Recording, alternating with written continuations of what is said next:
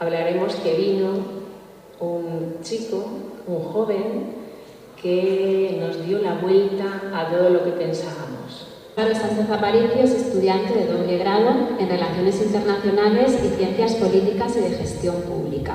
Hace unos años, en su etapa de bachillerato, llevó a cabo una ponencia en clase exponiendo unas críticas del sistema educativo actual, que alcanzó más de 1,5 millones de visitas en YouTube, llamada Adolescente desmonta el sistema educativo. Buenas tardes, Álvaro, tienes la palabra y muchas gracias por estar aquí. Muchas gracias. Yo lo primero de todo pediría un aplauso para todos los profesores porque hoy es el Día del Maestro y me gustaría empezar por ahí, por agradecerles que estéis aquí.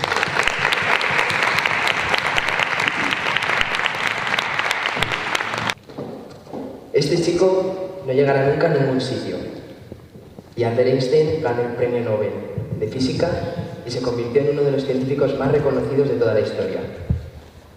Es demasiado estúpido como para aprender nada y Thomas Edison dejó más de 2.000 patentes de inventos con las que se cambió el mundo, como la bombilla o la máquina de escribir. El trabajo escolar de mi hijo es un insulto a la inteligencia y Winston Churchill fue nombrado primer ministro de Reino Unido salvando a su país de la invasión alemana durante la Segunda Guerra Mundial. Y si os dijera que durante todos estos años hemos tenido delante de nuestras narices la herramienta perfecta para cambiar el mundo y nunca nos hemos dado cuenta. Nosotros mismos la creamos y le pusimos el nombre de sistema educativo. ¿Alguien podría decirme cómo funcionan los sistemas? No sé si hay algún profesor de tecnología. ¿No hay profesor de tecnología? Vale. Bueno, pues un sistema podríamos definirlo como un conjunto de elementos que trabajan conjuntamente de una forma predeterminada para lograr un objetivo predeterminado. Pero, ¿qué pasa con esas piezas, con esos elementos que no encajan en el sistema, que no están programados predeterminadamente de esa manera para ese objetivo en concreto? Pues esos elementos son los que no van a llegar nunca a ningún sitio, los que son demasiado estúpidos como para aprender nada y los que suponen un insulto a la inteligencia. Hoy estoy aquí para construir junto a ustedes, junto a vosotros, vamos a tutearnos, somos profesores y alumnos, un nuevo modelo de sistema educativo. Para ello, lo primero de todo que os quiero pedir es que dejemos fuera de esta sala todo lo que es así, punto y porque sí. ¿Vale? Me gustaría que empezáramos con la mente totalmente abierta y la mente totalmente en blanco a escuchar lo que os vengo a contar desde el otro lado de las trincheras, desde el lado de los estudiantes. Lo que es normal es muy diferente, dependiendo de cómo se mire. En el caso de un pez que vive encerrado en una pecera, lo normal es nadar entre 4 paredes o entre un recinto circular, ver siempre las mismas paredes, los mismos compañeros de pecera, las mismas plantas.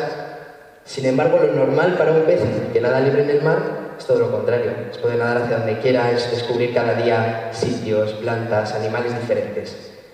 Es por eso por lo que os pido que hoy seamos más como un pez que nada libre en el mar, abierto, ¿vale? A conocer lo que tenemos que contar los estudiantes. A ver si hay suerte. Ahora, ¿hay algún profesor de historia en la sala? Tampoco. La participación se valorará positivamente para la evaluación, ¿no? Vale. Bueno, pues en ese caso, alguien que sepa una pequeña noción de cómo nace el sistema educativo que conocemos en la actualidad. ¿Tampoco? Bueno. El sistema educativo que conocemos en la actualidad nace, el modelo actual me refiero, nace más o menos entre el siglo XVIII y el siglo XIX durante la Revolución Industrial. Ese señor de ahí se llama Federico el Grande, era el rey de Prusia y ante la creciente Revolución Industrial necesitó crear un modelo con el que construir generaciones y generaciones de trabajadores para todo el trabajo que iba a haber en las fábricas. ¿Esto suena más o menos? Sí, pero no respondéis, ¿no? Vale. Bueno, el objetivo, y por eso estamos estudiando primero el origen, porque por el origen descubrimos el objetivo, era crear máquinas. Máquinas para trabajar dentro de los procesos productivos de la industria, de las fábricas, antes de que existieran todas las máquinas que conocemos ahora. Incluso los propios empresarios de grandes negocios de esa época fueron los que financiaron las primeras escuelas obligatorias y gratuitas de Prusia, que luego se trasladaron a toda Europa y al final pues llegaron a todo el mundo. Pero aunque de aquí venga el modelo educativo actual, ¿de dónde viene realmente el término escuela? Voy a hacer otro intento. ¿Algún profesor de latín? ¿Tampoco? Bueno, el término escuela viene del término escole, término griego, que deriva después en escola y de ahí en escuela, que significa ocio y tiempo libre. Durante la antigua Grecia se utilizaba la escuela fuera del tiempo de trabajo para educarse en materias como la música, como el arte, como la danza, incluso historia, matemáticas, pero se utilizaba el tiempo libre. Todo lo que se trabajaba era el periodo de trabajo y aparte de eso después, por su propia voluntad, iban los estudiantes a aprender a las escuelas y eran bastante diferentes a como las conocemos ahora. Eran bastante más activas, los estudiantes andaban, conversaban con el profesor, era más individualizado, era muy diferente a lo que conocemos ahora. Y sin embargo hemos transformado el ocio y el tiempo libre, las ganas de un estudiante, la curiosidad de un estudiante por de verdad aprender más allá de lo que tiene que hacer obligatoriamente, lo hemos cambiado totalmente en una obligación que acaba entrometiéndose incluso en el propio tiempo libre, con los deberes, por ejemplo, con todas las materias que hay que estudiar, con todos los trabajos que hay que hacer. Y si ni siquiera el tiempo libre es tiempo para aprender algo distinto a ser una máquina, como veíamos al principio, pues como sociedad considero que estamos completamente condenados al fracaso. Ahora voy a necesitar, a esto no me vais a poder decir que no, algún profesor de plástica, de dibujo técnico, necesito que alguien pinte este árbol de aquí. Bueno, no sé si se verá mucho. ¿Se ve? Vale. Como podemos observar, yo le he pedido que pintara el árbol, sí que es cierto que le he dado los colores, pero ha pintado todo dentro de las líneas. Es lo que pasa con el sistema educativo. Vamos a empezar a hablar después del origen y del objetivo. Me gustaría hablar del diseño.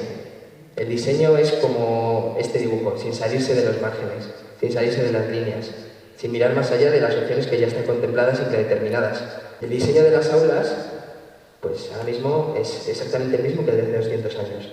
Los estudiantes van a clase en coches eléctricos, van hablando del último videojuego con gafas de realidad virtual, incluso llegar algún día en el que vayan en coches voladores a clase, pero cuando se sientan en la silla, cuando se sientan en el aula, es exactamente igual que hace 200 años. Exactamente lo mismo. Líneas rectas, ordenados, hay que levantar la mano para hablar, levantar la mano para salir al baño, todo completamente estructurado, como decíamos, sin salirse de los márgenes, pintando siempre por dentro del dibujo. Esta es la representación del sistema educativo actual para mí. El diseño es este, es estudiar, es memorizar, es trabajar mecánicamente igual que una máquina. Pero estos alumnos que veis ahí trabajando en una fábrica ahora están completamente sustituidos por máquinas y el sistema educativo pues debería darle una vuelta si esto es lo que de verdad necesita la sociedad ahora mismo. Yo abogo por un modelo de aula diferente. Es necesario cambiar el diseño, da igual que el origen y el objetivo, también cambiar el diseño de las aulas, el diseño de las escuelas, hacerlos sitios de donde los niños no quieran irse. Al final, ¿qué pensaríais vosotros si os metieran ahora mismo en una sala durante 6 horas todos los días de lunes a viernes, estar sentados como estáis ahora escuchando a un señor como yo o como cualquier otro deciros cosas durante 6 horas encerrados, sentados sin poder hablar? Yo creo que deberían ser espacios diferentes, espacios que impulsen la creatividad, espacios pues como estos, espacios diferentes porque al final las personas también somos diferentes y no podemos estar todos en el mismo modelo cerrado en el que no podemos pintar por fuera del árbol. Yo te he dado los colores, el marrón y el verde, pero seguramente si le pidiéramos a un niño pintar un árbol, no te lo pintaría verde y marrón, te lo podría pintar simplemente naranja, porque él ha visto los árboles naranja en otoño, o blanco, porque le gusta la Navidad y ha visto los árboles blancos, o incluso rosa, porque aunque les parezca una locura, también existen árboles rosas. Ahora necesito a alguien con un poco de nociones de sintaxis. Vamos a probar, ¿vale? Necesito que analicemos sintácticamente esta oración. Hay que estudiar mates y lengua. ¿Cuál es el verbo? Vale. Hay que estudiar, es el verbo, vale. El predicado sería hay que estudiar mates y lengua. ¿Y el sujeto cuál es? Es impersonal. ¿Sí? Incluso habría algún alumno que habría puesto como sujeto mates y lengua. Vale. Impersonal. Seguimos por aquí. Otra frase. Solo existen 3 libros, que son los que yo tenía que estudiarme en segundo de bachillerato. El romancero gitano, la fundación y los santos inocentes. ¿Cuál es el verbo? Existen. ¿Vale? El predicado sería... No, este tenía un poquito de trampa. ¿Vale? En esta sí que hay sujeto. En esta el sujeto son los 3 libros, el romancero gitano, la fundación y los santos inocentes. Y aquí es donde voy con el sistema educativo. O es completamente impersonal, o el sujeto y lo único que importa son los contenidos. Contenidos además preestablecidos. ¿Tú quieres hacer que un niño odie leer? Dale un libro de estos y te aseguro que al final de bachillerato odiará leer con toda su alma.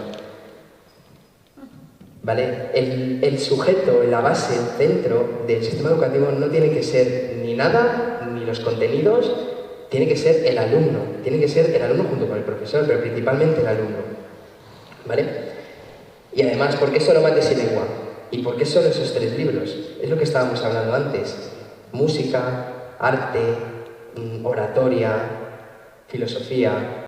Acabamos el instituto siendo pequeños expertos de un poco de todo, pero principalmente de mates, de lengua, de biología. Pero ¿sabéis cuál es la principal causa de muerte entre las personas de 12 a 29 años? El suicidio. El suicidio es la principal causa de muerte. Salimos sabiendo todo, sabiendo un montón de mates, un montón de sintaxis, un montón de literatura, y no sabemos nada sobre cuidarnos emocionalmente a nosotros. No sabemos nada sobre cocinar, no sabemos nada sobre cuidar nuestra salud digestiva, no sabemos ni siquiera a tener un objetivo, a cómo descubrirnos, a ser felices, algo tan simple como ser felices. Hay muchos más contenidos importantes. El sistema educativo tiene que enseñarnos mates, tiene que enseñarnos lengua, tiene que enseñarnos tecnología. Obviamente tenemos que saber cosas, para eso vamos a clase. Pero hay muchas otras cosas que no nos están enseñando y que potenciarían muchísimo a los estudiantes que al final son los ciudadanos del mañana. Por eso, después del origen, el objetivo y el diseño, la siguiente cosa que estamos viendo que debería cambiar son los contenidos. ¿Cuántas veces vais agobiados porque hay que acabar el temario, porque hay que acabar los contenidos, porque llega ya la evaluación, tenemos que corregir los exámenes y al final los contenidos se vuelven en el centro, en lo que hay que hacer, hay que ir quitándoselo y no le prestamos atención a que las materias, las asignaturas tienen que ser el medio a través del cual el profesor construye a la persona, pero no la materia en sí es lo que principalmente importa. Por eso tenemos tantas cosas que parecen tonterías, pero que no las aprendemos. Tenemos que aprender sobre educación física, sobre música, sobre filosofía, sobre todo esto. ¿Cuántos de ustedes son profesores de, no sé, de música, de arte, de filosofía, de psicología? ¿Y cuántas veces habéis sentido que vuestras asignaturas no valen lo mismo que matemáticas o que lengua? Aunque lo calléis en los claustros, ¿verdad? Muchas veces se siente así. Menos horas, menos oportunidades, y no debería ser así. ¿Cuántos habéis venido en el coche escuchando una canción? ¿Cuántos tenéis un cuadro en casa? ¿Cuántos leéis un libro por las noches? ¿Solamente hay que ser matemático? ¿Solamente hay esas asignaturas?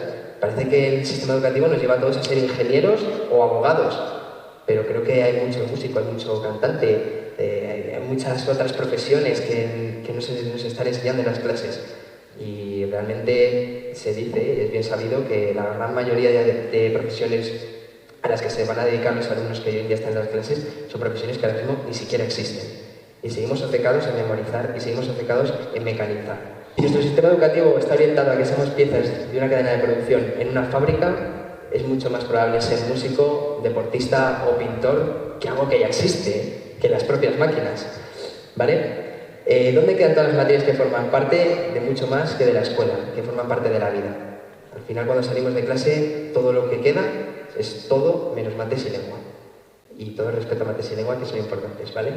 Que no quiero tampoco... Es más, ahora necesito un profesor de matemáticas, que no me esté odiando por lo que estoy diciendo. ¿No hay ningún profesor de matemáticas? Allí... La primera pregunta, muy fácil. ¿Cuál es el área, la fórmula, perdón, para calcular el área de un cuadrado? Nada por nada. Vale, esta es fácil. Vale. Luego en el examen ponemos la masa del Sol o algo así, pero de momento vamos a empezar por esta. La segunda es, ¿cuál es la función para calcular la nota media de la clase?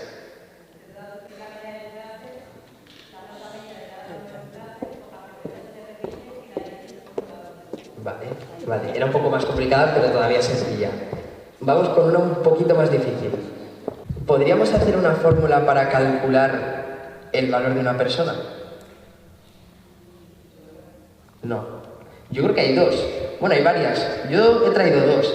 La primera es lo bien que pintas un árbol, más las palabras que lees en un minuto, más las sumas que haces sin equivocarte, más las partes del cuerpo que te sabes en inglés, es lo que vale un niño de entre 6 a 12 años.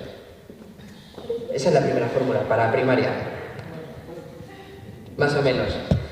La segunda fórmula es el 30% de primero bachillerato, el 30% de segundo bachillerato, el 40% de las 4 asignaturas con troncales de BAU y el 20%, el otro 40% de las 2 asignaturas específicas es literalmente tu futuro. No hay nada más. Solamente existe esa fórmula para determinar lo que vale un estudiante de bachillerato que va a salir a la universidad. Tu futuro. Si no consigues entrar a la carrera que pretendes entrar, eres un caso perdido. Eres un fracasado. Las notas. Las notas es el otro punto, junto con los contenidos que tenemos que tratar, porque es el otro centro del sistema educativo actual. Están los contenidos y están las notas. Y si no, decidme cuántos alumnos os preguntan en clase todos los días si esto va a entrar en el examen. Creo que es la pregunta que más se repite en las clases. ¿Esto va a entrar en el examen, profe? Y luego, ¿qué tenemos? Que memorizamos muchos contenidos, los retenemos un par de días y los vomitamos en el examen. Cuantos más contenidos memorizas, cuantos más contenidos comes y más contenidos eres capaz de vomitar, mejor asignatura tienes y mejor te van a ir en estas dos fórmulas, especialmente en la segunda. Pero es que eso no es educación, eso no es aprender, eso se llama bulimia. A la misma profesora de matemáticas le quiero preguntar, ¿no hay diferentes caminos para llegar siempre al mismo resultado? Sí, ¿no? ¿Y por qué siempre escogemos el de las notas? ¿Por qué solamente es el de las notas y los contenidos? Yo creo que las notas no deberían ser parte del sistema educativo dentro de primaria, porque es que un niño de 6 a 12 años no puede ser calificado con un número. No puede llegar a su casa diciendo que es un 6, o que es un 8, o que es un 2. Es completamente absurdo. Yo sé que igual es muy impactante, que cuesta mucho, porque es lo que llevamos haciendo mucho tiempo, pero no hay ninguna necesidad. Un niño es un niño y lo que nos tenemos que preocupar no es de darle todos los contenidos, sino de que de verdad tenga curiosidad para que aprenda. Tenemos 6 años en primaria para generar esa chispa dentro de él, que genere esa curiosidad por aprender. Para cuando llegue al instituto y sea domingo, el lunes quiera ir a clase y no quiera quedarse en su casa. ¿Vale? Es importante eso, es importante que los niños quieran aprender. Y luego, obviamente, en la ESO, en bachillerato, quizás es muy complicado crear otro modelo que aplique otros requisitos para poder acceder a la carrera universitaria. Eso lo podríamos debatir. Pero lo que está claro es que los exámenes luego en la ESO deberían de ser un método diagnóstico para que el profesor conozca cómo va la clase. Pero ni las notas ni los contenidos deberían de ser el centro. No debería haber estudiantes de primera y estudiantes de segunda en base de sus notas. Luego os contaré el caso de un profesor que tuve en primaria y que igual refuerza un poquito esta idea. Ahora, otra profesora o profesora. ¿Hay algún profesor de biología o de química? Esta es la pregunta. ¿Cuáles son los principales componentes del ser humano? Químicos, dices. Sí. Carbono, hidrógeno, ¿Sí? oxígeno y ¿Y H2O? H2O. Y hidrógeno, creo. Vale, podemos dejarlo así. Bien. Entonces, si todos los seres humanos estamos compuestos de las mismas cosas, todos somos iguales, ¿no? Biológicamente, sí. Biológicamente sí. Vale, ¿cuántos tenéis más de 10 alumnos en clase? ¿O más de 20? Levantad las manos. ¿Cuántos tenéis 2 niños en casa? ¿O más de 2? ¿Son iguales los 10 alumnos? ¿Son iguales los 2 niños? Son completamente diferentes. Cada día el sistema educativo se pone delante de 20, 30 alumnos con diferentes capacidades, diferentes inquietudes, diferentes sueños por cumplir y les enseña a todos lo mismo y de la misma manera. Porque lo que importa, como decíamos antes, son los contenidos y las notas. Pero lo que verdaderamente debería importar es lo que decíamos antes, los alumnos. Ahora os quiero contar una breve historia. Espero que no se esté aburriendo. ¿De momento vamos bien? Vale, no se está durmiendo nadie. ¿Los del fondo? ¿Bien? No se pueden comer en clase, ¿vale? ¿Bien? Vale, os quiero contar la historia de Gillian Lynn. ¿La conoce alguien? ¿Sí? ¿La conocéis? Vale. Bueno, Gillian Lynn era una niña que no se conseguía concentrar mucho en clase. Era muy movida, no se podía estar quieta, no prestaba mucha atención. Y un día los profesores le escribieron a sus padres una nota en la que le pedían que por favor, que su hija quizás sufría algún tipo de déficit de atención. Pues esta niña la llevó su madre al psicólogo, el psicólogo habló un poco con la madre, habló un poco con la niña y al cabo de un rato le pidió a la madre que salieran fuera para hablar los dos y dejaran a la niña dentro. Pero la niña se quedó dentro y el psicólogo le dio play a una radio que tenía ahí y que se puso a sonar la música. La madre un poco extrañada le miró un poco raro al psicólogo, pero bueno, confió en él, es un profesional, y salieron fuera de la sala. Al cabo de 30 segundos, con la puerta entreabierta, miraron cómo la niña se levantaba y se ponía a bailar. Entonces el psicólogo le dijo a la madre: tu hija no tiene ningún tipo de trastorno de déficit de atención, tu hija es una bailarina. Cualquier otro psicólogo le hubiera simplemente medicado, le hubiera mandado que por favor se estuviera tranquilita y sentadita en clase y ahí se hubiera quedado la historia. Pero gracias a este psicólogo, Gillian Lynn es una de las bailarinas más famosas de toda la historia. Consiguió hacerse millonaria y consiguió además transmitir su felicidad y hacer obras tan increíbles como son el Fantasma de la Ópera o Cats, que seguro que habéis oído hablar de ellas. No todos los alumnos están diseñados para estar sentaditos en clase tranquilos viendo lo que les tiene que contar un profesor. Hay gente que necesita aprender activamente, hay gente que necesita estudiar con música, hay gente que necesita estudiar completamente en silencio, hay gente que se concentra más en andando por el parque y hay gente que necesita pues ir cambiando de sitios en la habitación, gente que necesita siempre el mismo pupitre, con el mismo escritorio, la misma luz. Hay tanta variedad de posibilidades como variedad de personas, como diferentes somos. Y el centro, como digo, tiene que ser el alumno, tiene que ser personas como Gillian Lynn, a la que no forcemos a aprender lo mismo de la misma manera que todos los demás. No sé si sabrá mucho de matemáticas y de lengua, pero lo que está claro es que llegó muy lejos en su vida gracias a alguien que supo ver algo más que un caso perdido. ¿Cómo pinta el futuro? ¿Hay algún profesor, algún economista, algún profesor de economía que me pueda decir, o simplemente por lo que vemos en las noticias? ¿Alguien que me pueda decir un poquito cómo pinta el futuro ahora mismo? Complicado, ¿no? Sobre todo para nosotros, que somos los que venimos detrás. Bueno, yo tengo aquí un dato, que es que el 64% de los adultos europeos, que supongo que en España será un poco más alto, opinan que sus hijos no van a vivir mejor que ellos. Por primera vez en años de progreso, de trabajo, de evolucionar como sociedad, nos encontramos en una situación en la que los hijos van a vivir peor que los padres.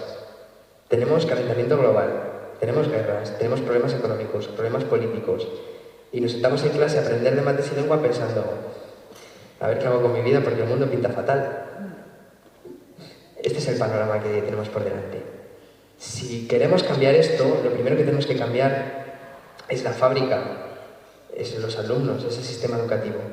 De los alumnos sale el 20% de la población del presente, pero el 100% de la población del futuro, que es un tópico que todos habéis escuchado alguna vez, pero es la realidad. Al final el futuro son estos alumnos y seguramente si les dedicáramos el tiempo suficiente a individualizar su educación, serían las personas que una vez lleguen a ese futuro tan incierto y tan complicado, podrían desarrollar diferentes iniciativas para cambiar el medio ambiente, para cuando lleguen a organizaciones internacionales hacer las cosas mejor. Al final es donde tenemos que centrar la educación, en el alumno. Ahora tengo otra pregunta y en esta me gustaría que por favor... Sí, esto es mejor, ¿no? Vale. Me gustaría que por favor, junto con el alumno, pues estamos hablando del profesor también, que es el otro pilar, el otro centro del sistema educativo, me gustaría que me contarais un poco qué os inspiró a ser profesores. Pues a mí realmente me inspiró que yo era una niña hiperactiva y siempre me tiraban al pasillo y muchos profesores me trataron un poco mal. De hecho, mis compañeras del cole el otro día me dijeron que a mí ciertos profesores me hacían bullying. Es muy triste, pero es así. Me decían: no vales para nada, calcas fatal, llevas el babi súper sucio, cuando mi madre me lo lavaba siempre, pero me encantaba jugar en el patio y me manchaba todo el rato. Y en segundo de la ESO me puse a hacer una prueba en el instituto y descubrieron que era la mejor atleta de la clase. Entonces empecé a hacer atletismo y gracias al atletismo me pude autorregular a mí misma y de repente sacaba muy buenas notas. La típica niña que siempre había probado cosas súper raspaditas, a de repente sacar 9, empecé a ser súper exigente con mí misma y entonces pensé, no quiero que un niño lo pase mal como lo he pasado yo en el colegio y ahora soy maestra de educación física. Muchas gracias. Bueno, un aplauso por favor para esta profesora. Muchas gracias. ¿Alguno más se anima? Vale. Hola. Hola.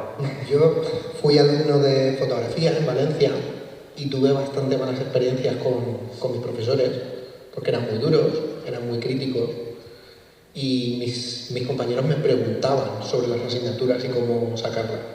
Y yo siempre decía, pues yo lo haría así o así.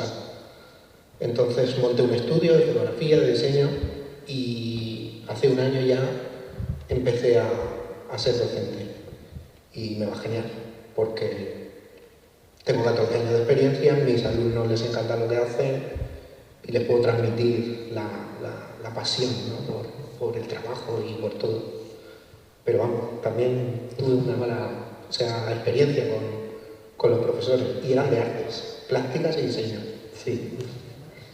Vale, se podría decir entonces que los profesores os inspiraron a los dos a ser profesores, aunque fuera de mala manera, ¿no? Podríamos decir. ¿Hay alguien que sea profesor gracias a otro profesor que haya tenido? Mi madre. Pero en este caso positivamente. Sí, ¿me los puedes contar un poquito? Sí. Bueno, pues yo soy maestra porque a mí me ha encantado siempre estar en el colegio. Yo me he divertido muchísimo, me encanta. Era la mayor de, bueno, la segunda de 7 hermanos.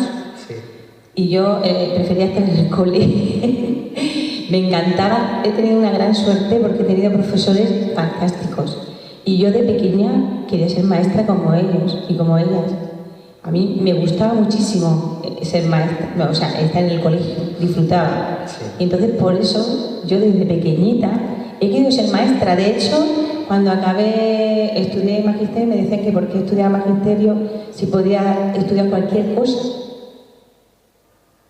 ¿Cómo? ¿Por qué no te pones a estudiar una carrera de medicina, de derecho, porque tenía buenas notas? Y es que yo quería ser maestra, lo he tenido claro desde el principio. Y luego a lo largo de toda mi carrera, mira, que he tenido suerte. Me he encontrado con profesores magníficos. Por tanto, yo doy las gracias a estos profesores que, como dice el compañero, que son de vocación, por transmitirme esa pasión. Y ahora yo disfruto en mi trabajo y me pagan, encima cobro, por pasarlo estupendamente. Muy bien, muchas gracias. Bueno, otro aplauso también para los 3 profesores. Bueno, has dicho muchas cosas muy importantes y muy interesantes. La primera es que tenéis vosotros el trabajo más importante de todo el mundo. Y creo que si estáis aquí hoy es porque lo sabéis. Otra de las cosas muy importantes, como íbamos diciendo y como bien decía, es el tema de la carrera de magisterio. ¿Cómo puede ser que tengáis la profesión más importante de todo el mundo y que entre los estudiantes universitarios, por lo menos en mi generación, el que estudia magisterio se le mira con un poco como de... Sí. Es un indicativo de varias cosas. Lo primero, del papel tan infravalorado que tienen los profesores. Y de que igual la carrera de magisterio no se está haciendo bien también. Pero principalmente de cómo puede ser que la profesión más importante del mundo esté mal pagada y mal valorada. No puede ser. No puede ser porque un médico es muy importante. Un médico puede llegar al corazón de un niño, salvarle la vida, eso es verdad. Puede hacer una cirugía. Pero un profesor puede de verdad coger ese corazón de un niño y hacerle vivir de verdad. Hacerle conocerse, entenderse, descubrirse y entender quién quiere ser. Entonces ahí está la importancia. Habría que empezar también por empezar a plantearse el modelo EBAU, la asignatura más importante del mundo y parece que la puede estudiar cualquiera, incluso se mete mucha gente que no sabe mucho qué hacer. Y al final lo que más importa es que los profesores entiendan que tiene un papel fundamental en la sociedad y que tiene un papel fundamental en el futuro. Son los transmisores de información, pero también las personas que pueden generar generaciones y generaciones de personas increíbles. Hoy he querido traer, bueno, no sé si se verá mucho, yo he tenido profesores buenísimos a lo largo de toda mi carrera como estudiante. No tengo mucha queja, sí que hay siempre alguno por ahí que parece que tiene menos ganas de trabajar, pero la gran mayoría han sido profesores maravillosos. Pero especialmente he tenido a dos que he querido traerlos aquí conmigo hoy virtualmente, que seguro además que están viendo esto, y que son Raúl y Alicia. Yo conocí a Raúl en tercero de primaria y os puedo decir que a vosotros os conozco, pero el chico que está ahí en medio, de rojo en chándal, jovencico, es la persona con mayor vocación y que más disfrutaba de ser profesor en el día a día.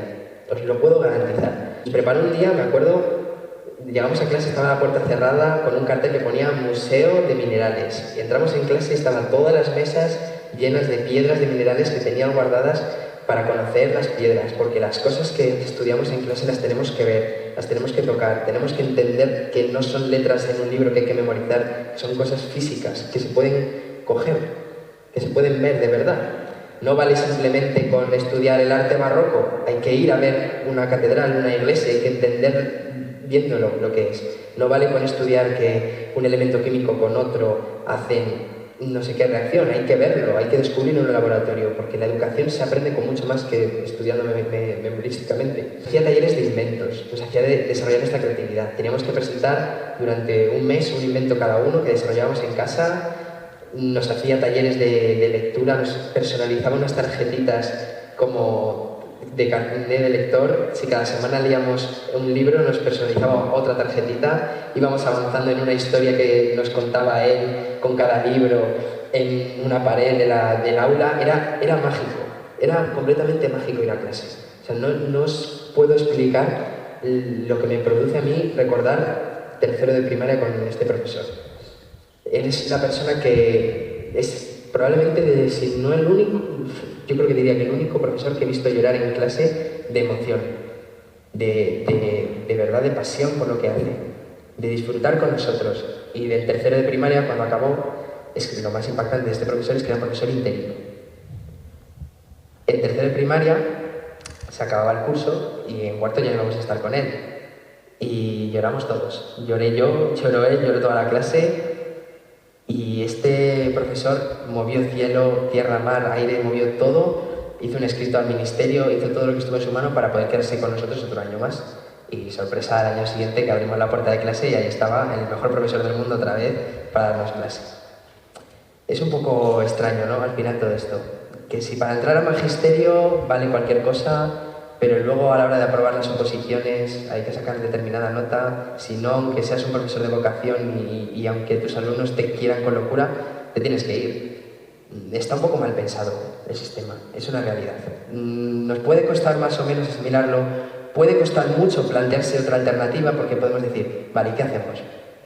Pero igual que hemos desarrollado coches más rápidos, hemos mejorado el sistema sanitario, igual que mejoramos todos los días con miles de inventos, que Elon Musk nos quiere llevar a Marte y que ahora por Amazon en 2 días te llega un estuche, pues también podemos cambiar el sistema educativo. Solamente hace falta pararnos un momento a pensar y hacer como podemos estar haciendo hoy aquí entre todos, cambiar un poco las cosas, ¿vale?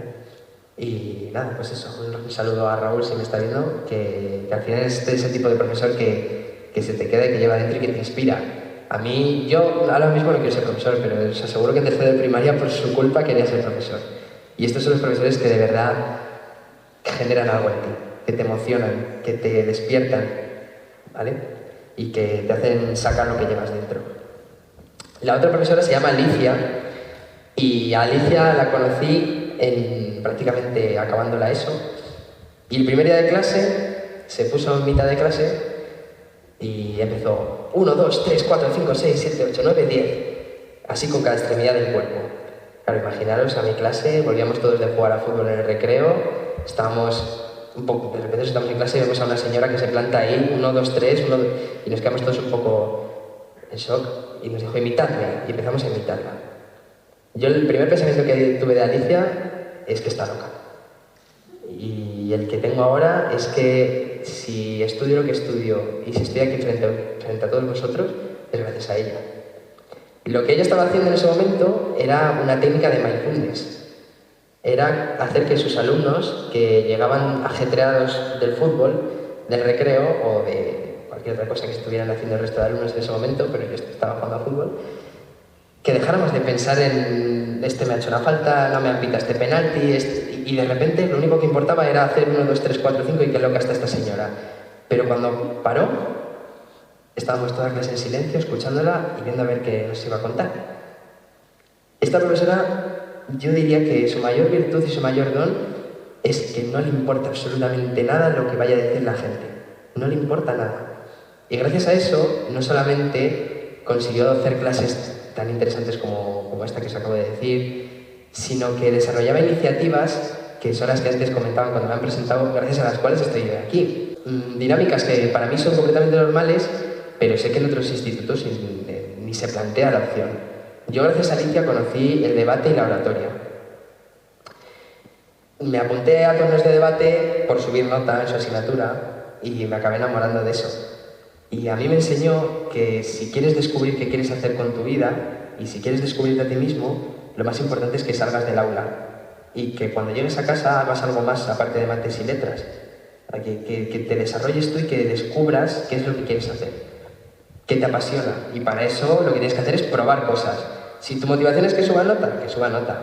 Si tu motivación es aprender algo nuevo o camelarte al profesor, vale, pero abre tu mente a hacer más cosas. Y Alicia nos facilitaba mucho eso con su asignatura, filosofía y más tarde lengua. Primero de bachillerato, Alicia nos propuso hacer un nuevo modelo educativo, un nuevo sistema educativo. Y en mi caso, pues yo como me apuntaba mucho a debate y oratoria, no tenía que hacer ese trabajo. Pero veía a mis compañeros que lo que me decían en el patio del sistema educativo y lo que decían luego a Alicia en persona era muy diferente. Entonces yo, sabiendo lo que opinaban ellos y mi propia opinión, hice mi propia ponencia de sistema educativo voluntaria en clase. Esa ponencia pues se hizo bastante viral luego en YouTube porque la subió un amigo mío y gracias a eso pues Susana me descubrió y estoy aquí frente a vosotros intentando aportar un granito más de arena para intentar hacer las cosas un poquito mejores. Alicia no tenía miedo a hacer las cosas diferentes, no ha tenido miedo nunca a lo que le dijera nadie. Si quería proponer una iniciativa de hacer un modelo de Parlamento Europeo con todos los colegios de Aragón, ella iba y lo hacía. Si quería ponerse delante de 30 adolescentes que van a decir que eres una payasa por ponerte a hacer tonterías, a ella le daba igual y lo hacía. Y gracias a eso, gracias al mindfulness que nos metió dentro, con prácticas diarias, llegamos a EBAU y teníamos habilidades y capacidades para enfrentarnos a un examen. Nos enseñó muchísimo más que filosofía y que lengua. Pues estos son dos de las personas que más han influenciado en mí a lo largo del sistema educativo. Y con esto tenemos todo. Tenemos el objetivo, porque tenemos el origen, tenemos el diseño, tenemos los contenidos, las notas, los profesores, los alumnos, y el modelo educativo que creo que podría servir para mejorar la sociedad mucho. Yo no tengo la verdad absoluta y simplemente soy un estudiante. Yo he vivido mis cosas con mis compañeros de clase y la conclusión a la que he llegado es esta. No tiene por qué ser esta, podemos construir algo entre todos, pero mi propuesta podría ser algo así. Un modelo que tenga un nuevo origen, que sea el hoy, y un nuevo origen que aporte un nuevo objetivo, que el objetivo es hacer mejor la sociedad del mañana. Y para ello, los tres pilares fundamentales de un nuevo modelo educativo tendrían que ser la diversidad, la curiosidad y la creatividad. Porque todos los alumnos somos diferentes, todos los profesores sois diferentes, y todas las aulas, y todos los contenidos, y todas las notas son iguales. Estos tres pilares, la diversidad, la curiosidad y la creatividad, es lo que ha llevado al ser humano a evolucionar a lo largo de la historia. Lo primero, la diferencia, que no todos pensamos igual, que no todos tenemos las mismas ideas. Lo segundo, la curiosidad, el siempre estar pensando, ¿qué más hay? ¿Qué más podemos hacer? ¿Cómo cambiamos esto? Y lo último, la creatividad, que es combinar prácticamente las dos anteriores y llevar a ejecutar las cosas, llevar a tener ideas. La curiosidad despierta la creatividad. Si queremos seguir evolucionando y si queremos seguir progresando para no quedarnos estancados en ese dato que dábamos antes del 64%, tenemos que centrarnos en estos tres pilares. Por otro lado, el diseño de los espacios tiene que ser una representación de estos tres objetivos. Tienen que ser diferentes, tienen que ser espacios que generen curiosidad, tienen que ser espacios que generen creatividad en el alumno. Y los contenidos, las notas, todo esto, no tiene que ser fin en sí mismo, no tiene que ser el centro. Tiene que ser a través de los medios a través de los cuales el profesor desarrolle a las personas. En el vídeo, que luego si tenemos un ratito, os lo voy a poner de la ponencia que hice en clase, hablaba de estos tres, del futuro profesional, del futuro personal y de la autosuficiencia. Los contenidos que demos en clase tienen que estar orientados a estas tres. El futuro profesional, en el aspecto de, con la curiosidad, despertar al alumno quién quiere ser, que aprenda a entender qué lleva dentro y sacarlo fuera. El futuro personal se refiere a los valores, ¿vale? Antes os hablaba un poquito de psicología, de alimentación, también es muy importante hablar de ciudadanía, que al final las generaciones que van saliendo de esta fábrica que llamamos sistema educativo vienen todas con el mismo código de los valores que impartimos en la escuela. Nos pegamos muchísimas horas en la escuela. Los valores que nos impartan ahí son los valores que vamos a trasladar después a la vida real. Necesitamos que se acabe el racismo, la homofobia, vale, sí, todas estas cosas. Pero ¿cómo lo hacemos? Las primeras medidas que se nos pueden pasar por la cabeza siempre son medidas educativas. Siempre, ¿vale? Si queremos cambiar todas estas cosas a largo plazo hay que centrarse primero en el sistema educativo y después ser autosuficientes. Como veis, son tres medidas, tres pilares que están orientados al futuro. Y ser autosuficientes tiene muchísimo que ver con el futuro. Tiene que ver con ser algo más que una cabecita pensante que sabe mucho de mates y lengua. Cómo sacar un billete de avión, saber cómo mantener relaciones sexuales, saber cómo funcionan los derechos y las obligaciones en tu país, porque el único derecho que conocemos es que si levantas la mano tienes derecho a ir al baño, o la única obligación es que tienes que decir can I go to the toilet para poder ir a hacer pis. Y hay mucho más aparte de eso. Hay que aprender mucho más y formar realmente a la persona en valores, en quién quiere ser, con los conocimientos para ser esa persona que quiere ser y en ser autosuficientes fuera de su ámbito profesional. Por otro lado, los exámenes y las notas dejan de ocupar el centro y pasan a ser meras herramientas de diagnóstico. Por último, pues lo que decíamos, que el alumno y el profesor se convierten en el centro, en el pilar. Para poder llevar todo esto a cabo, y ahora os hablo desde el punto de vista de las relaciones internacionales y las ciencias políticas, que es lo que estudio yo. Y entre lo que aprendí en el instituto y lo que estoy aprendiendo ahora, creo que la educación no está en las manos adecuadas. ¿Quién lleva la educación? ¿Mandáis vosotros en la educación? Realmente no. Podéis aportar vuestros granitos de arena, podéis hacer las cosas muy bonitas como las hacían Raúl o como las hacía Alicia, mis profesores, pero quien verdaderamente tiene el control de poder cambiar esto son los políticos. Lo preguntaba hace 5 años en clase y lo vuelvo a preguntar hoy. ¿Por qué la educación está en manos de personas que no están en las aulas? No tiene ningún sentido. La educación no puede ir cambiando cada 4 años en función de un gobierno que salga, porque si va cambiando de lado a derecha y a izquierda, va de lado a lado, pero nunca va hacia adelante. Entonces nunca progresa y seguimos estancados en ese modelo de hace 150 200 años. Las únicas medidas que se llevan a cabo cuando cambia la educación de lado es si importa más la religión, si importa menos, si hay que dar charlas de relaciones sexuales, si no, pero nunca llegamos a cambiar cosas que de verdad importen para poder avanzar. Y para eso la educación tiene que estar en manos de los profesores que saben qué es lo que hay en las aulas, que saben qué es lo que se vive ahí todos los días.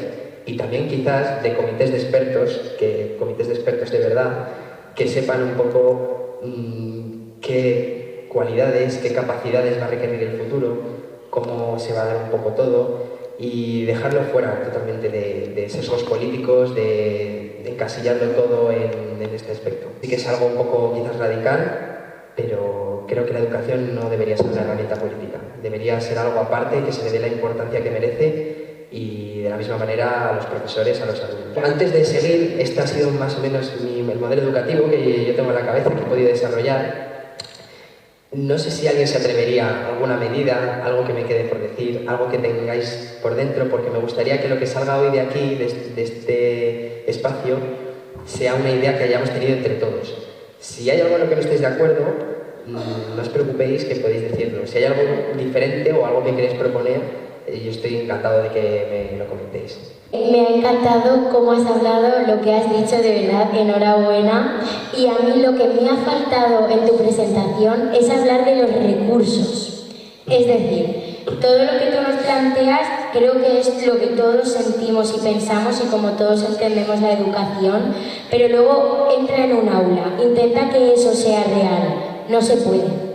Las ratios altas, todos lo sabéis y seguro que compartís mi idea, las ratios, pocos recursos personales, es decir, más que un cambio en las ideas, porque creo que la nueva ley educativa va muy enfocada a lo que estamos hablando, faltan recursos, es decir, financiación para que todo esto que nosotros creemos y que sentimos se haga realidad.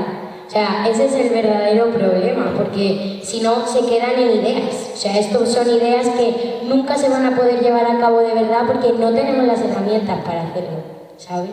Así que ese ha sido mi... Y bueno, os animo como profesora de infantil a aprender mucho de infantil, porque en infantil todo el tema de trabajar con los niños, sacarles lo que tienen dentro, buscar su esencia, que lleguen a clase y que todo sea mágico como hacían Raúl y Alicia, en infantil eso pasa todos los días. Eso pasa todos los días, pero tenemos ciertas complicaciones como pueden ser pues, que hay muchos niños, muchas necesidades educativas especiales, poco apoyo educativo con nosotros, los espacios, que sería genial tener escuelas tan chulas como las que has enseñado, pero es que nosotros no podemos hacer más de lo que hacemos. Así que nada, muchísimas gracias. Gracias a ti, muchas gracias. Voy a dar varios puntos. El primero es que si hay dinero para hacer un ministerio de igualdad, por ejemplo, yo creo que también puede haber dinero para invertir en educación. Obviamente no tenéis que invertir vosotros como profesores dinero en cambiar estas cosas. El recurso no sois vosotros, el recurso tiene que venir de fuera. Hace unos años, lo vais a ver ahora en este vídeo, comentaba un dato y es que en Finlandia, que es considerada no quería hablar de Finlandia, pero bueno, porque está muy vista ya, muy mascada, pero bueno, Finlandia es un país que en proporción destina más o menos el mismo número de recursos que España en educación. Y tendrá sus críticas como modelo, obviamente, pero está el top 1, top 2 de las educaciones, de los modelos educativos en el mundo. Quizás no es un problema solamente de que no haya recursos, sino de cómo se están gestionando esos recursos. Quizás hay que darle una vuelta y cambiarlo todo, tirar un poco por ahí, ¿vale? Pero muchas gracias por tu aportación. También quería deciros una cosa, y es que no quiero que seamos tan pesimistas. De verdad quiero que haya una pequeña esperanza, porque igual que algún día alguien le dijo a otra persona es imposible que vayamos a la luna, es imposible que las mujeres voten, es imposible que la Tierra sea redonda, es así y punto, las cosas son así. Luego con los años esto ha ido cambiando, cosas que parecían imposibles, cosas que no se sabía de dónde sacar el recurso, de dónde sacar... Al final las cosas pues, se pueden hacer, ¿vale? Con pasión y con gente como vosotros que estáis aquí hoy, yo creo que se puede llegar a cambiar eso. ¿Nadie más? ¿Os conformáis con el modelo así? ¿Lo dejamos así? ¿Os gustaría? ¿No? ¿Alguna crítica también? Vale, por allí. ¿Menos? Menos trabajo. Pasamos más tiempo rellenando informes y haciendo cosas que no son las clases. De hecho, creo que nos pasa a todos. O sea, trabajamos casi más por dar clases que dando la propia clase. Yo creo que a todos nos gusta dar clases. Todos los que estamos aquí disfrutando, dando nuestras materias, transmitiendo conocimientos, pero muchas veces te sientas y dices, trabajo más haciendo esta chorrada que preparándome una buena clase, una clase profunda. Y nos obligan. La carga burocrática que tenemos es tremenda, es bestial. Muchas gracias. Al final todo se acaba reduciendo a lo mismo, más o menos, ¿no? A de dónde viene, quién provoca los problemas, de dónde viene el modelo que está establecido. La educación tiene que estar en manos vuestras. Yo confío mucho en vosotros. Creo que debería haber un comité de profesores o una especie de ministerio aparte que lo llevéis vosotros y que un político no sabe que la burocracia genera esos problemas. Un político no sabe que su profesor está a las 2 de la mañana preparando la clase del día siguiente y intentando poner su mejor sonrisa durmiendo 5 horas el lunes por la mañana. Entonces sí que es verdad que lo que decimos, la educación tiene que estar en manos de quien tiene que estar. Este es el vídeo, que es la razón por la cual estoy hoy aquí, y este vídeo se hizo primero de bachillerato. ya lo vais a ver ahora, se parece un poco a lo que os he dicho hoy, no tanto en el aspecto sobre todo destructivo. O sea, aquí estamos hablando de un chaval de primer bachillerato muy cansado del sistema educativo, harto de ir a clase y pues con bastantes problemas de este tipo, ¿no? Entonces, ahora, con el tiempo y habiendo dejado madurar un poco las cosas, pues se hace una cosa diferente, que es algo más constructivo, que es lo que os propongo hoy aquí, que es construir un nuevo modelo con estos pilares, con estos fundamentos principales. Pero en este momento pues salió esto y hablo sin ningún tipo de pelos en la lengua. Espero que os guste el vídeo. Un modelo educativo, pero antes de empezar, como creo que igual os han decidido parecía una locura, quiero preguntar a Raúl. Raúl, ¿tú consideras a la mujer un ser inferior? No. ¿O ¿tú consideras a la mujer un ser inferior? No. Pues hay muchas sociedades, muchas culturas. La mujer es algo inferior y es considerado lo normal. O sea, ellos que han crecido así, han vivido así y para ellos es lo más normal del mundo que un chico tenga varias mujeres o que la mujer no salga de casa. Pues con la educación pasa exactamente lo mismo. Estamos tan acostumbrados y hemos crecido con una educación como la que tenemos que como que nos da miedo salir de esto porque es lo normal, para nosotros es lo normal, pero no porque sea lo normal es lo mejor y lo que más le conviene al mundo. Así que bueno, voy a empezar preguntándoos también cuál es el objetivo para que se quede la educación. Bueno, hasta aquí es lo que os he dicho antes de la pecera. Es lo mismo. Hay diferentes formas de ver el mundo, hay diferentes peces en diferentes peceras, pero no lo que hemos hecho durante tantos años tiene que ser lo correcto, tiene que ser lo mejor. Hay que cambiar. La educación tiene que cambiar cuando tiene que cambiar, no cuando lo digan los políticos. Y una de las cosas más bonitas de lo que os vengo a proponer hoy aquí es que este modelo que os estoy proponiendo en quizás 50 o 100 años ya no valga, porque la sociedad habrá cambiado otra vez. La verdad no es absoluta, ni las cosas tienen que ser de una forma fija, blanca o negra. La sociedad avanza y la educación, que es la que va a hacer a las personas ser los ciudadanos del futuro, debe cambiar a su vez. ¿Vale? Bueno, os dejo. Vamos a hacer un debate, vamos. O sea, ¿para qué es la educación? Para que vean cosas. O sea, también para el futuro. Para el trabajo. Yo añadiría una cosa más que es para ser autosuficientes también. O sea, y ¿sabéis qué tienen todas estas cosas en común? Todas ellas están enfocadas al futuro. Y sin embargo, nosotros seguimos estudiando con un método de hace 200 años atrás y seguimos enfocándonos en el pasado. Lo primero que me gustaría hablar es sobre todo del trabajo. Y es que hemos tenido muchas charlas, constantemente estamos viendo cuáles son las competencias que se nos exigirán en el futuro. Y son muy diferentes a lo que aprendemos en clase. Son creatividad, liderazgo, capacidad de trabajar en equipo. Todas estas cosas no las estamos aprendiendo, estamos dando matemáticas derivadas. Sin embargo, también hay que decir que estamos aprendiendo a retener información y esto es algo completamente inútil. Y esto lo da nuestro profesor.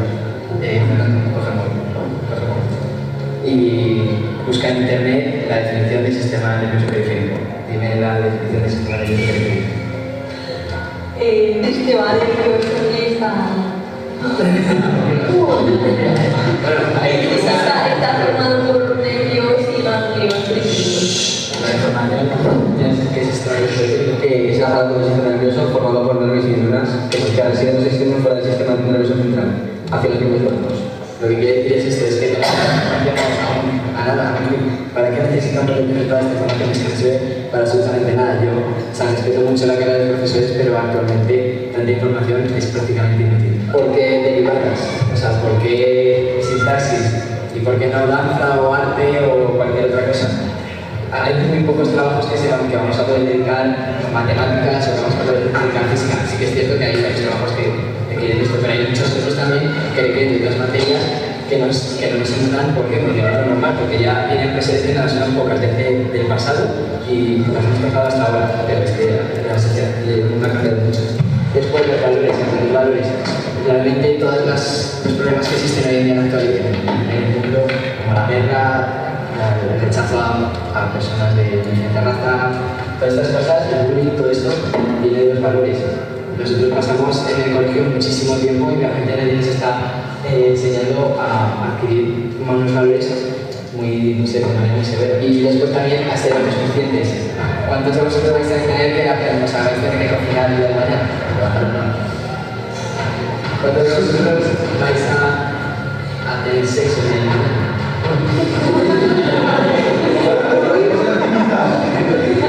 O cuántos de vosotros vais a tener que llevar la economía familiar de vuestras familias el día de mañana. O cuántos os gustaría ser emprendedores. Tantas cosas que, por cuántos tenemos que coger algún día un avión o un tren y no tenemos ni idea de sacar un billete o... Son cosas también que parecen más tratadas, pero que nos tienen que enseñar también. Y bueno, como medidas, lo primero y lo más importante es que actualmente sabéis quién controla la educación. Lo sabéis, ¿no? Y los valores, el gobierno es el que controla la educación. O sea, cada 4 años cambian las reglas del juego, cada 4 años el gobierno nuevo y cambian. Las cosas tienen que cambiar cuando tienen que cambiar, cuando la sociedad avanza, evoluciona, ahí es cuando tiene que cambiar la educación, no cuando lo diga un partido político porque está por mayoría. Por lo tanto, yo creo que, en primer lugar, como primera medida, yo crearía un organismo formado por profesores que aparte saben cuál es el ambiente que hay en las aulas y formado también por especialistas o profesionales que sepan qué es lo que requiere los trabajos de futuro y así formar una educación que realmente sea efectiva. Porque ya sabéis que nosotros estamos aquí ahora, pero que los que vamos a ser los trabajadores de mañana somos nosotros. O sea, los que vamos a decidir si nuestro país es una potencia mundial o no somos nosotros. Pero eso empieza ahora con nosotros y en las otras clases de otras generaciones más pequeñas. Lo importante también es que haya educación pública, gratuita y que no haya educación privada. Esto igual se impacta un poco, pero en Finlandia, por ejemplo, no existe la educación privada ni concertada ni nada. ¿Y por qué? O sea, al final no igual que conviva la gente. O sea, al final es muy importante que conviva la gente pobre y la gente rica. Pensar que muy probablemente los ricos el día de mañana tengan sus empresas, tengan sus multinacionales y que van a explotar a los pobres. Si conviven todos juntos aprenden a no hacer esto. O sea, aprenden a convivir con ellos que son iguales y yo creo que es algo muy importante. Y además, todas las medidas que voy a nombrar, cabe destacar que, por ejemplo, en Finlandia, que ya sabéis que la primera educación, son los primeros en educación, destinan proporcionalmente el mismo dinero a la educación que en España. Y los resultados ya veis cuáles son. En Finlandia está aquí y en España pues estamos aquí. O sea que yo creo que si hay educación gratuita hasta el punto de que tienen gratis el transporte, gratis la comida, gratis los libros, gratis todo, en España yo creo que también podría lograrse. No lo sé, pero un niño yo creo que es algo así como un árbol, tiene sus inquietudes, ¿vale? O sea, un niño pues tiene su principal preocupación son las inquietudes, sus preguntas. Pero ¿cómo está un niño cuando acaba la primaria?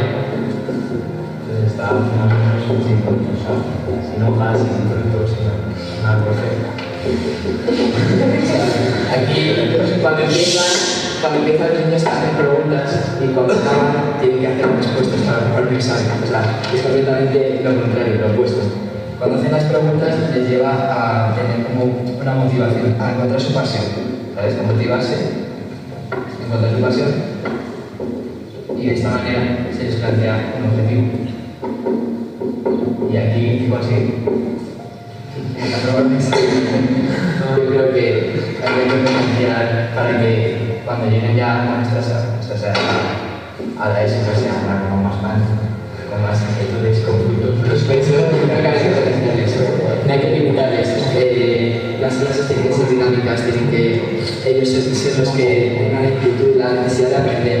Porque definirme, por ejemplo, definirme la palabra estudiar. Pues hay unos contenidos para poder saber lo que sí, como ves, estudiar y Cristina tiene que aprender. Razonar y sacar los textos. Sí, yo lo que estudiar. Exactamente. Y nosotros que hacemos estudiar, no aprender nada. Así que, bueno, pues lo voy diciendo.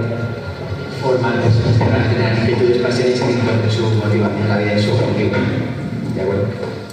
Para ello, lo primero, también decir que o sea, nada es importante, pero yo creo que a nivel de primaria los exámenes es algo brutalmente difícil, ¿vale? No tenemos que clasificar a las personas, a los niños, estudiantes de primera y estudiantes de segunda, estudiantes que por encima del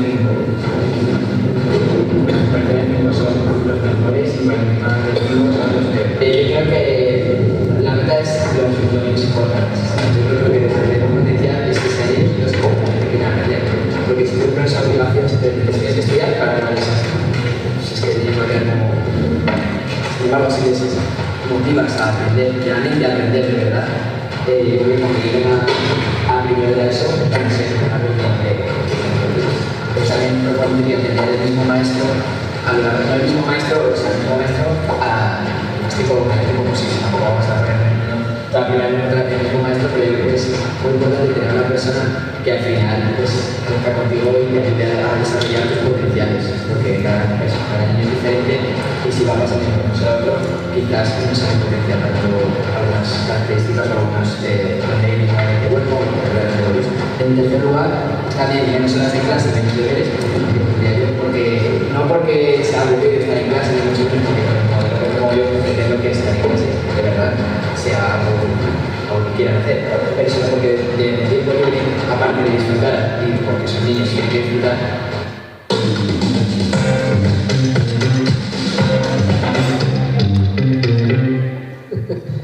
Lo sientes, es inevitable, arde dentro de ti, te llama a crecer, a convertirte en quien quieres ser.